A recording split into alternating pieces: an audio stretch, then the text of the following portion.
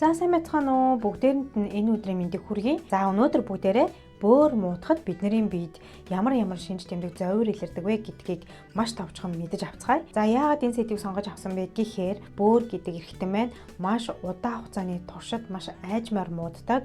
За тэгээ бөөрийн үйл ажиллагаа 70-80% муудчихсан хэрнээ бидний биед шинж тэмдэг өгөхгүй, шинж тэмдэг илэрхгүй явагдах нь элбэг байдаг. За мөн дээрээс нь бөөр гэдэг эрхтэн муутахаар зөвхөн бөөр маань муудаад зогсдоггүй, маш олон эрхтний үйл ажиллагаа доголдож идэг. За жишээ нь бөөрийн үйл ажиллагаа муудаад ирэхээр бид нарын биеэс натрий болон ус маань хангалттай гадагшлаж чадахгүйтэй холбоотой бидний даралтанд өөрчлөлт ордог, даралт ихсдэг болдог, ясны сэргэжилт, цус баталт үүсэх гэх мэт одоо бидний биед маш олон өөрчлөлтүүдийг өгж идэг учраас бөөрийн үйл ажиллагаа муудахаар биднэрт ямар шинж тэмдэг дохио өгдгийг бүгдээрээ өнөөдөр мэдэж авцгаая. За тэгэхээр бөөр муудахаар бидний биед илэрдэг нэгдэх шинж тэмдэг маш их ядраад байдаг, сулдаад байдаг. За хэвийн үед бид нар хитрхи ачаалттай ч юм уу нойргүй явснаасаа болоо ядардаг. За энэ тохиолдолд хангалттай унтаад амарчхаар бид нар сэрэгдэг шүү дээ. Харин бөөрийн үйл ажиллагаа муудсан тохиолдолд бид нар хичнээн унтаж амарсан ч гэсэн бидний ядаргаа ерөөсөө тайлагддаггүй.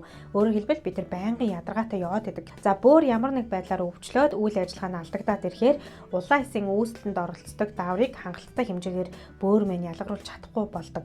За тэгэхээр улаан эсийн үүсэл багаснаа гэдэг чинь бидний биед байгаа улаан эсийн хэмжээ багасна. За тэгээд энэ улаан эс гэдэг зүйл чинь ямар үүрэгтэй юм бэ гэхээр бидний биеийн энэ тэнд хүчил төрөгчийг хүргэж өгч байдаг ийм үүрэгтэй.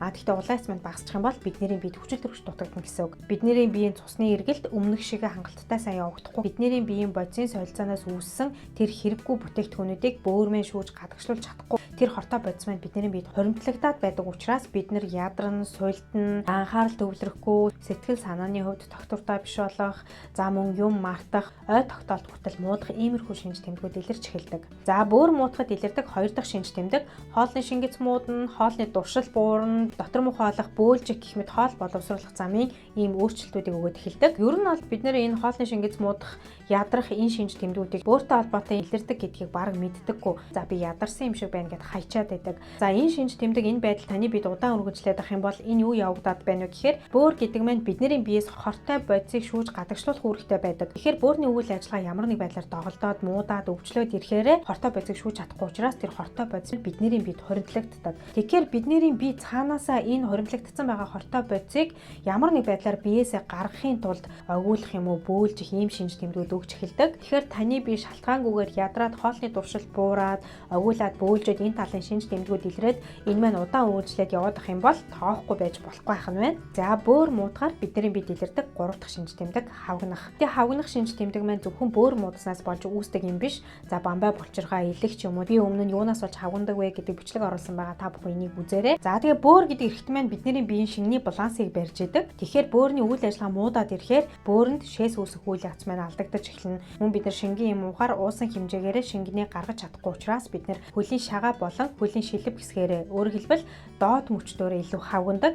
Гэхдээ хавн маань илүү ноцтой үүсэх юм бол бүтэн биеэрээ хавгнаж бас болдог. За бөөр муудахаар илэрч болох 4 дахь шинж тэмдэг арьс суурайших болон арьс захтнах шинж тэмдэг илэрдэг. За хэвийн үед бидний биеийн бодисын солилцооноос үүссэн бидний биед ямар ч хэрэггүй тэр зүйлүүд маань бөөрөөр шүүгдээд шээс болоод гадагшилж байх ёстой. Гэхдээ бөөрийн үйл ажиллагаа муудаад бөөрөө өвчлөөд ирэхээр тэр хэрэггүй бүтээгдэхүүнүүд хайчдаг вэ гэхээр бидний биед хоримтлагдаж эхлээд хоримтлагдсанаас болоод бие маань захтандаг. Бөөрнөөс болж үүсэж байгаа энэ захтнаа маань за бидний нуруу, хөл, цээж, нүүр гэх мэт хэсгүүдээр захтандаг. За тэгээд захтнаа маань хизээ хөвчлөг үүсдэг вэ гэхээр өдөр гэхээсээ илүү орой болон шөнийн цагаар захтнах нь элбэг байдаг. За тэр тусмаа бөөрийн архаг дутагдaltaй хүмүүсийн бараг 60-аас 90% нь арьсны хуурайшилтай байдаг. За энэ нь бидний тосны булчирхай болон хөлсний булчирхайнууд агчиж жижигэрснээс болоод одоо бидний бие тосны ялгаралт, хөлсний ялгаралт багасаад ирэхээр бие хуурайшж байгаа гэсэн үг. За тэгээд энэ хуурайшилт маань илүү хуурайшаад газар аваад байх тусмаа бие маань улам захтнаад идэг. За бөөр муудахаар биед илэрдэг 5 дахь шинж тэмдэг хамраас цус гарах, буйлнаас цус гарах, биеийн энэ тэнд амархан хөхрөх юм уу иймэрхүү шинж тэмдэг бас илэрч болдог. За бөөрийн үйл ажиллагаа муудаад ирэхээр цус бүлэгнэлтэнд оролцдог тромбоцитис ч юм уу, за бүлэглэлтийн янз бүрийн хүчин зүйлүүд багасаад ирэхээр хамарнаас, буйлнаас гэх мэт маш амархан цус гарах гэдэг болчтой. За бөөр муудахад бидний биед илэрдэг 6 дахь шинж тэмдэг шүрмэс татах. За хэвийн үед шүрмэс татах нь тэр булчин гудирддаг мэдрэлээс болж үүсдэг. За энэ тохиолдолд бид нарт шүрмэс татсан хэсгийг бид нар массажлаад ч юм уу стретчинг хийгээд өгөхөөр тэр татсан шүрмэс маань тавигддаг.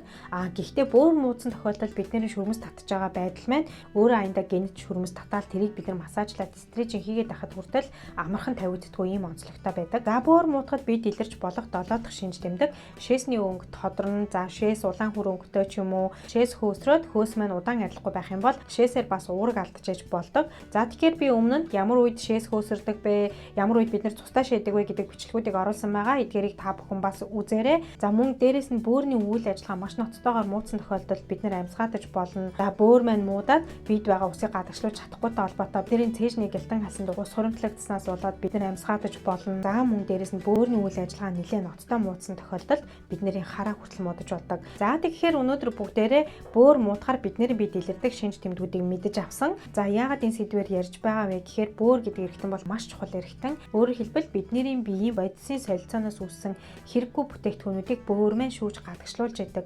За тэгээд бөөр маань ямар нэг байдлаар өвчлөөд муудчих юм бол бөөр гэдэг эргэтэн маань дангаараа өвддөггүй. Ясны сэрэгжилт, цус багталт, даралт ихсэх гэх мэт маш олон хүндрэлүүдийг үүсгэж яадаг учраас бүгдээрээ бөөртэй холбоотой илэрч болдог шинж тэмдгүүдийг мэдэж аваад бөөрөө ерөөсөө үзүүлж байгаагүй хүн байх юм бол нэг удаа эмнэлэгт очиод үзүүлээрэй гэж зөвлөмөр байна. За тэгээд бүгдээрэнд амжилт хүсье. Баярлалаа.